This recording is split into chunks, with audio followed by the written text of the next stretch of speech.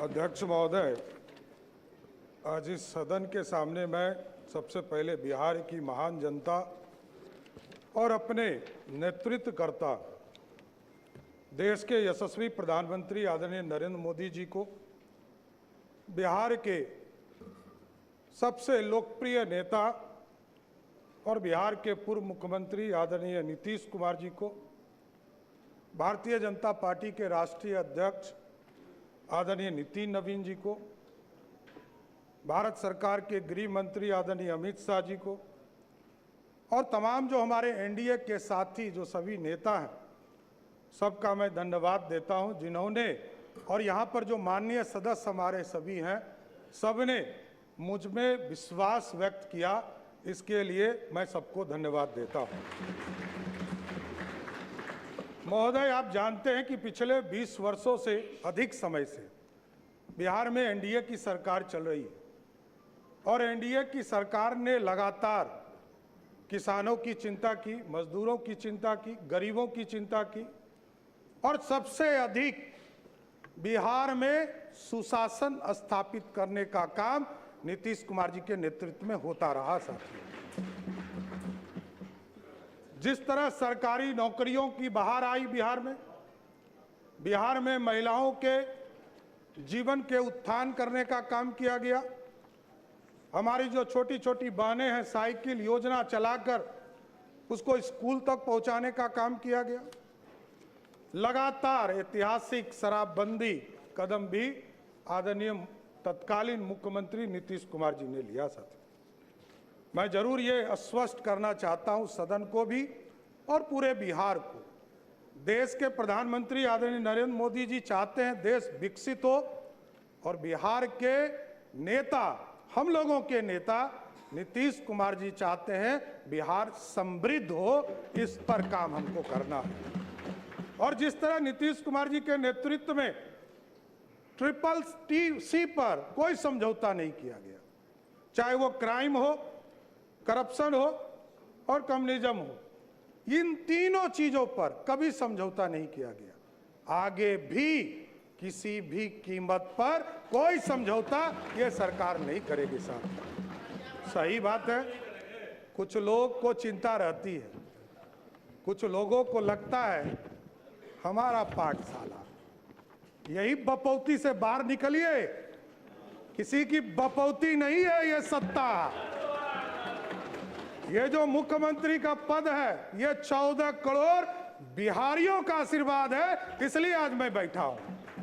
नीतीश कुमार जी का, नरेंद्र मोदी जी का, नितिन नवीन जी का, चिराग पासवान जी का, उपेंद्र कुशवाहा जी का, जीतन राम मांझी जी का, सबका आशीर्वाद है, तब तो यहां बैठा हूं।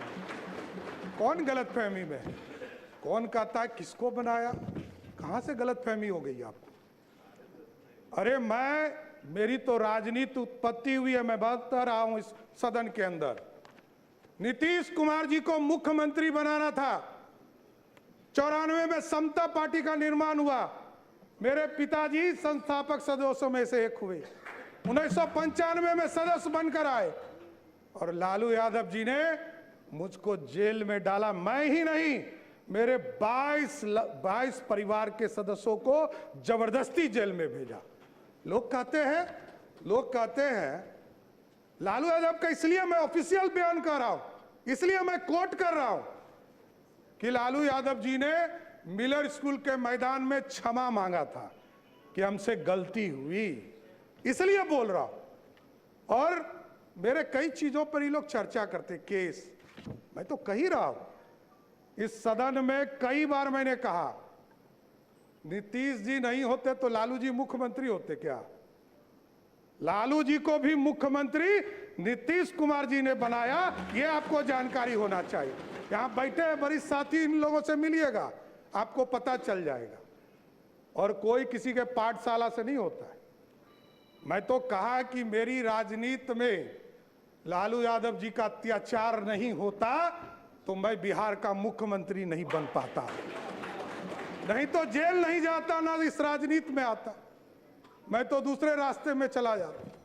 इसलिए कोई गलतफहमी में मत रहिए। हमको पता है आप जो समझा रहे हैं ना, कोई किसी का पाठशाला नहीं है, ये लोकतंत्र है। यही भारतीय जनता पार्टी है साथियों, जिस पार्टी ने हमको लीडर ऑफ ऑपोजिशन भी बनाया, भारतीय जनता पार्टी का अध्यक्ष भी बनाया और 2-2 बार डिप्टी सीएम बनाया और आज बिहार का मुख्यमंत्री बनाया है। किस गलतफहमी में आप हैं? सबको, पूरी पार्टी एक है, कोई गलतफहमी में मत रहिएगा। न्यूज चलाने वाले चलाते रहेंगे, आप कंफ्यूजन में रहिएगा। हम सब एक हैं और पूरा एनडीए कुनबा एक साथ मिलकर सिर्फ और सिर्फ बिहार के विकास का काम करने का काम करेगा सब। और हम लोग को पता है, कई लोग कहते हैं, बहुत चर्चा चल रही है, मैंने देखा सोशल मीडिया, नए नए मीडिया के रूप आए हैं, मैं खुद भी नहीं समझ पाता हूं।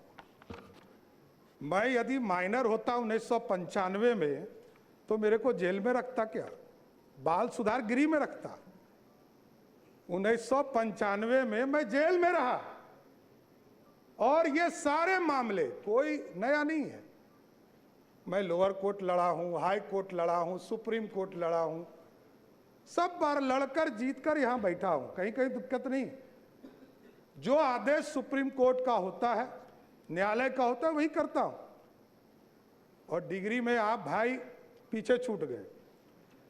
मैं तो यूजीसी हो या यूनिवर्सिटी का मान्यता हो, जब तक उसका प्रमाणित नहीं किया गया तब तक मैं एफिडेविट में अपना, और इसके लिए भी अब चर्चा होगी कि एफिडेविट हाफिडेविट आप कह रहे हैं। अरे भैया, ये बिहार के लोग अब ये बोल रहे हैं कि 3 बार आपका शब्द बदल गया। अरे भाई, मैं 6ठी बार मंत्री के दर्जे में हूं, मुख्यमंत्री हूं। 1999 में पहली बार मंत्री बना, 27 साल हो गए। जितने समय के बाद तो लोग राजनीति छोड़ देते हैं। अभी हमारे भाई अख्तरुल जी ने कहा कि सबसे युवा मुख्यमंत्री, लालू जी सबसे पहले युवा मुख्यमंत्री हुए, लेकिन पूरे बिहार को लूटने में लग गए। इसलिए युवा नहीं, बिहार को समृद्ध बनाना है, बिहार की समृद्धि के लिए काम करना। बिहार में नीतीश कुमार जी और प्रधानमंत्री जी ने जो संकल्प लिया है, 1 करोड़ लोगों को सरकारी नौकरी और रोजगार देना है, इस वादे पर काम करना है।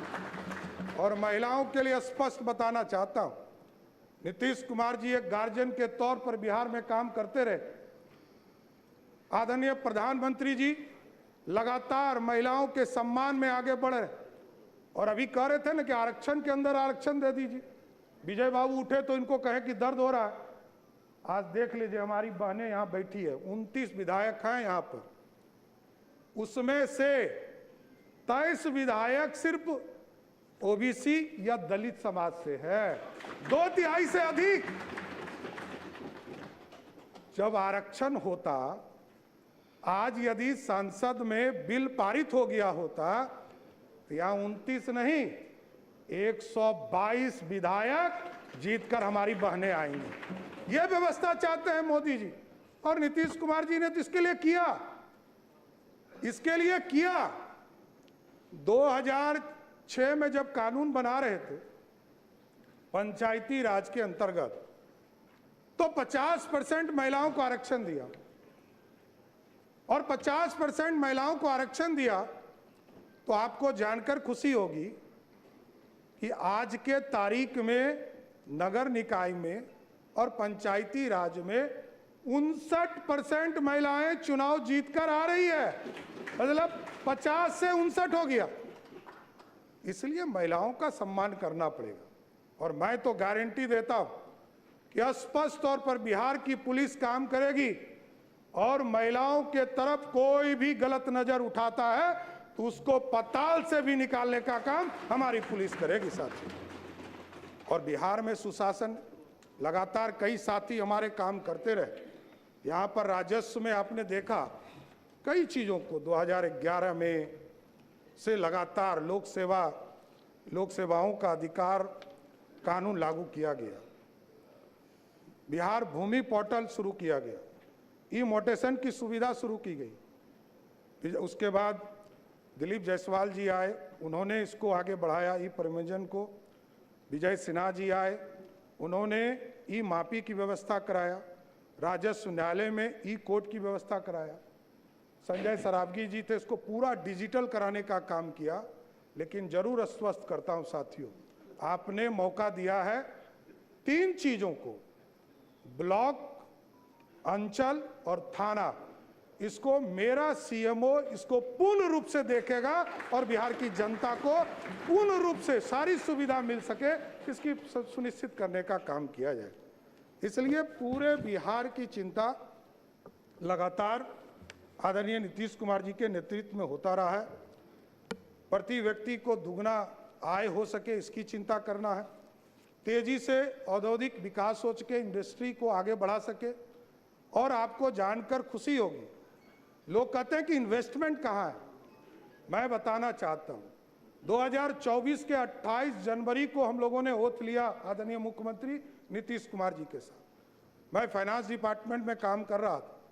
हमें यह ज्ञात होते रहा कि कई चीजें बिहार की जनता को हम बता नहीं पाए। और आपको जानकर खुशी होगी कि पिछले 2 साल में बिहार में 1,36,000 करोड़ का प्राइवेट इन्वेस्टमेंट सिर्फ बिहार में कराने का काम किया गया। और इसको टारगेट लिया है हम लोगों ने कहा है कि अगले 1 साल में, जब 1 साल पूरा हो, तो बिहार की जनता को प्राइवेट इन्वेस्टमेंट के सेक्टर में लगभग 5 लाख करोड़ रुपए का इन्वेस्टमेंट सिर्फ बिहार में हो, इसकी चिंता करनी है। और ठीक है, तेजस्वी जी ने अच्छा कहा कि हम समर्थन करेंगे, अच्छे विषयों पर आएंगे, तो जरूर देखता हूं समर्थन मिले, बिहार की चिंता हो, यह जरूर हम लोग समर्थन चाहेंगे। मुख्यमंत्री जब थे नीतीश कुमार जी, मैं 3 यात्रा उनके साथ किया साथियों। प्रगति यात्रा, उसके बाद एनडीए के चुनाव के पहले हम लोग यात्रा में गए, आदरणीय नीतीश कुमार जी के साथ मैं यात्रा में रहा। और जब समृद्धि यात्रा, जब वो राज्यसभा के सदस्य के नॉमिनेशन कर लिया उन्होंने और जब निर्वाचित भी हो गए, तो उन्होंने कहा कि बिहार की जनता के बीच में हम जाएंगे। उन्होंने आशीर्वाद दिया था उसके बीच में जाकर, और तब उन्होंने कहना शुरू किया कि यही लोग बिहार देखेंगे। हम लोगों को कहा कि आप लोगों को बिहार देखना है, और मैं दिल्ली रहूंगा, दिल्ली से बिहार का हक बिहार को दिलाने का काम करूंगा सर। और नीतीश कुमार जी को कौन हटा सकता है? कोई गलतफहमी में मत रहिए। नीतीश कुमार जी को कभी कोई ना राजनीति से हटा सकते हैं, ना कोई दिल से हटा सकते, क्योंकि नीतीश कुमार जी इच्छा शक्ति वाले नेता हैं। हम लोग सोचते थे कि कैसे ये डिसीजन ले रहे हैं। मैं उनका सेकेंड नंबर था, मैं जान रहा था। पार्टी ने उस समय हमको नहीं कहा था कि हम मुख्यमंत्री होंगे। पार्टी ने जब निर्णय लिया तब मुझे पता चला। लेकिन वो जब कहते थे कि आप लोग को संभालना है बिहार, हम लोग को आश्चर्य लगता था कि जो व्यक्ति 20 साल से मुख्यमंत्री हैं और लगभग 50 साल से राजनीति में, सार्वजनिक जीवन में जी रहे हैं, ये सत्ता छोड़ रहे हैं। और कई बार यहाँ पर कई कैबिनेट के साथी हैं हमारे, आप पूछिएगा अकेले में, सबको लगता था जब वो लास्ट कैबिनेट कर रहे थे और कहे कि हम इस्तीफा देने जा रहे हैं, तो सबको लगा कि ये क्या हो रहा है। लेकिन ये नीतीश कुमार जी की इच्छा शक्ति थी कि आज सम्राट चौधरी बिहार का मुख्यमंत्री है, इससे मैं कभी डिफर नहीं करता हूं साहब। इसलिए साथियों, लगातार बिहार के विकास के लिए ही काम करना है, हमारे पास कोई दूसरा काम नहीं है। बिहार के विकास की बिहार की समृद्धि के लिए काम करना, स्वास्थ्य व्यवस्था को और मजबूत करना है। कई लोगों ने काम किया इसके ऊपर, नीचे ब्लॉक से लेकर ब्लॉक, अनुमंडल, जिले में कैसे लोग वहां से ट्रांसफर करने की व्यवस्था को समाप्त करना है, वहीं लोग रहे, यहां आने की जरूरत नहीं है। यहां तो पीएमसीएच पूरे प्रदेश से रिसर्च के साथ साथ यहां पर इलाज करने का काम किया जाता है। लेकिन ऐसी व्यवस्था करनी है कि जिले में यदि कोई बीमार पड़े तो अगले 2-3 दिनों तक जिले में ही रहकर उसका इलाज हो सके। साथियों, यह व्यवस्था खड़ा करना।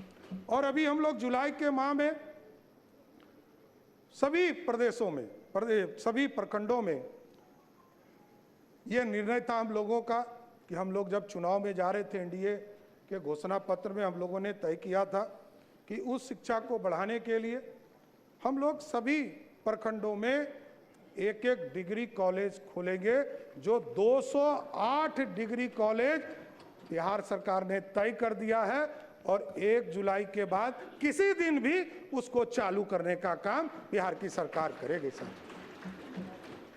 किसानों के आय के लिए लगातार कृषि रोड मैप 1, 2, 3 लगातार इसकी बैठकें चलती रही। और आज मैं बताते हुए खुशी हो रहा है कि जिस बिहार में लोग पानी से डरते थे, लोग कोसी से डरते थे, अभी बीच के कालखंड में जब दिल्ली में सांसदों के लिए नया भवन बन रहा था तो मैंने एक नाम प्रस्ताव किया, कोसी। तो लोगों ने गूगल पे सर्च किया तो कहा कि ये तो अभिशाप है। हमने कहा कि अब अभिशाप नहीं है। इसलिए नहीं है कि जिस बिहार, उत्तर बिहार में बिहार के लिए कृषि योग्य जमीन 10 लाख हेक्टेयर जमीन था, आज उसी कोसी और कई नदियों को, इसके पानी को कंट्रोल करके आज लगभग 22 लाख हेक्टेयर जमीन कृषि योग्य हो गया, जो दुगना है। इसलिए अब कोसी अभिशाप नहीं है, कोसी को वरदान बनाना है और कोसी वरदान बन रहा है धीरे धीरे। और 2024 में आपने देखा कि अभी तक का सबसे अधिक पानी कोसी में नेपाल के तराई से आया और पूरी तरह बिहार में मात्र 156 गांव में जो रिवर साइड थे उसमें सिर्फ पानी आया। 6.5 लाख क्यूसेक पानी छोड़े गए, 6,48,000 क्यूसेक पानी छोड़े गए, जबकि उसकी कैपेसिटी ही उस बांध की 6,52,000 क्यूसेक पानी था। इसके बावजूद पूरा नॉर्थ बिहार बचा और बिहार ने देखा है 2008-9 में किस तरह पूरा कोसी समाप्त हो गया था, चाहे वो पूर्णिया का इलाका हो, उसमें पानी बाढ़ की स्थिति हो गई। इसलिए ये संरचना बदल रही है, लेकिन और इसको अच्छा करना है, क्योंकि वाटरवेज सबसे सस्ता है। 1 रुपया 30 पैसे के रेट से सबसे सस्ता वाटरवेज के माध्यम से ट्रांसपोर्टेशन है। रोडवेज उससे महंगा है, रेलवेज उससे महंगा है, उससे महंगा रोडवेज है, और फिर एयर ट्रैफिक है। तो कई चीजें हैं जिसको करना है। और अभी तो आदरणीय प्रधानमंत्री जी और आदरणीय नीतीश कुमार जी के सहयोग से बिहार में आप देख रहे होंगे एयरपोर्ट लगातार बनाने का काम शुरू कर दिया। आप देखिए किसानगंज जो हमारा टेल पॉइंट है, वहाँ भी एयरपोर्ट की कल्पना की जा रही। पूर्णिया एयरपोर्ट चालू हो गया, फारबिसगंज में एयरपोर्ट की कल्पना की जा रही, सहरसा में एयरपोर्ट की कल्पना की जा रही है, उसका भी टेंडर निकल गया, बीरपुर का टेंडर निकल गया, दरभंगा में हमारा एयरपोर्ट बनकर तैयार हो गया और चालू है, और अगले 6 महीना में नया बिल्डिंग टर्मिनल भी चालू हो जाएगा। उसके बाद वो एयरपोर्ट बिना आसन की अनुमति के नेता प्रतिपक्ष बैठ गए। मैं तेजस्वी जी बिना मैं बताऊंगा, इस बिना पर भी आसन की चर्चा अनुमति होगी। खड़े रहूं, उस बिना पर भी आसन की अनुमति खड़े रहूं, उस पर भी चर्चा होगी, वो बताया जाए। अभी तो हर जिले में, अभी तो हमारी सरकार ने तय किया है, अभी तो हम लोगों ने तय किया है कि सभी जिले में एयरपोर्ट भी बनाएंगे, और जहां एयरपोर्ट की आवश्यकता नहीं होगा वहां हेलीपोर्ट बनाने का काम सरकार करने का काम करेगी। उसी तरह राष्ट्रीय स्तर पर आदरणीय प्रधानमंत्री जी ने मखाना बोर्ड, खेलों के लिए पूरी नई पहचान बनाने का प्रदेश में मौका दिया है।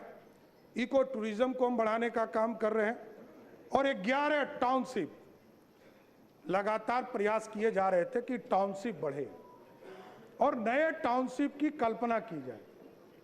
इस बार पिछले कैबिनेट में मैं सभी साथी को धन्यवाद देता हूं और बिहार की जनता को धन्यवाद देता कि 11 टाउनशिप हम बनाने जा रहे हैं, और सब ऐतिहासिक तौर पर जो हमारी विरासत है उसके नाम पर बनाया जा रहा है।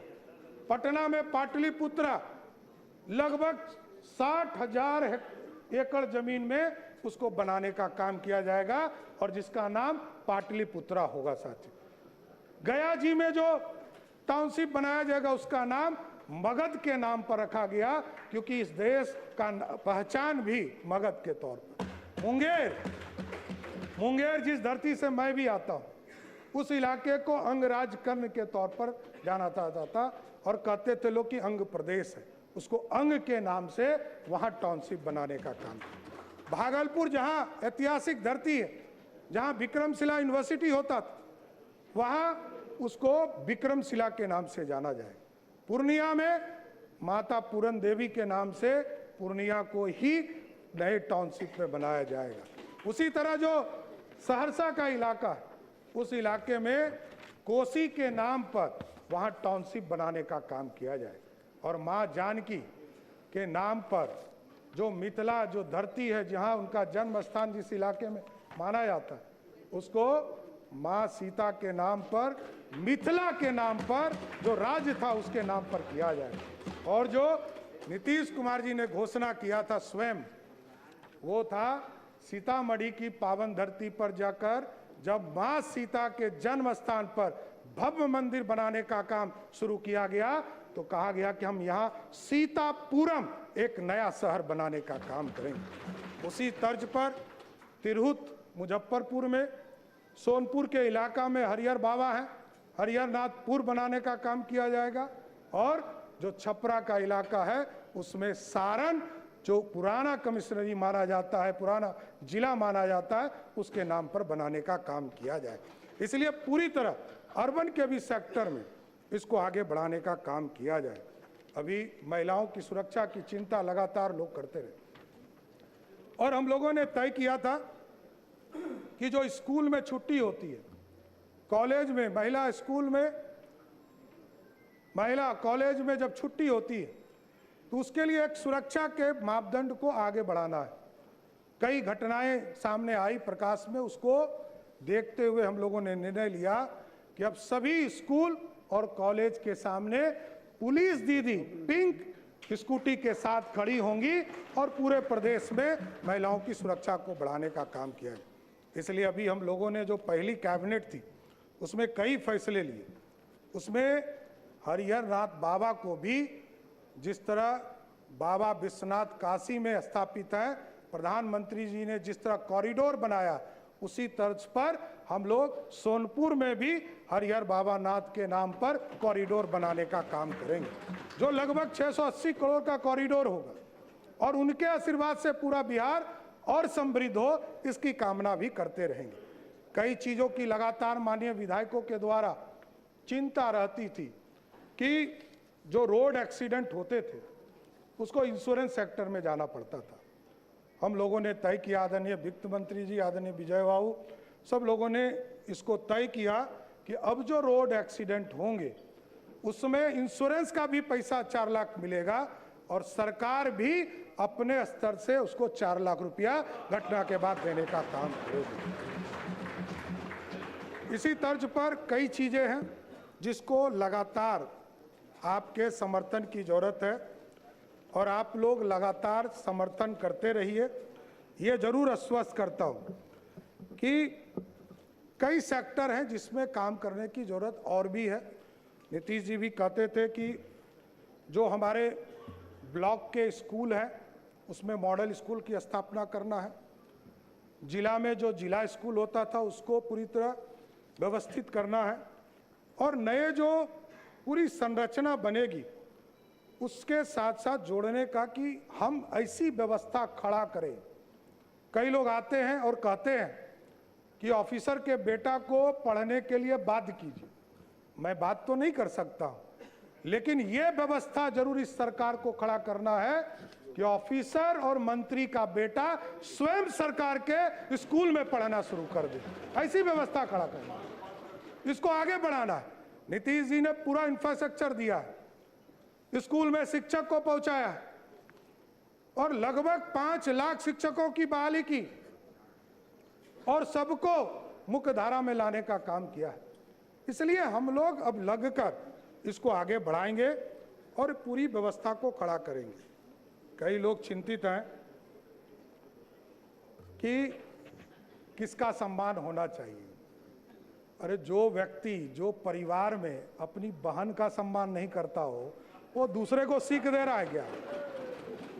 पूरा देश जानता है, कोई हमको नहीं बताने की जरूरत, लेकिन पूरा देश और दुनिया जानता है। देखिए, जब भी मैं बार बार कहता हूं, व्यक्तिगत हमला करिएगा तो व्यक्तिगत सुनना पड़ेगा। कभी भी व्यक्तिगत का जगह नहीं है। यह लोकतंत्र की धरती है, लोकतंत्र का मंदिर है। मैं जानता हूं, मैंने लालू प्रसाद जी के साथ भी काम किया है, मैं जानता हूं, बड़े नेता हैं, इसमें कहीं दो मत नहीं। लेकिन यदि वो सिर्फ अपने लिए नहीं जीते रहते तो ये सब लोग उनके साथ ही खड़े होते।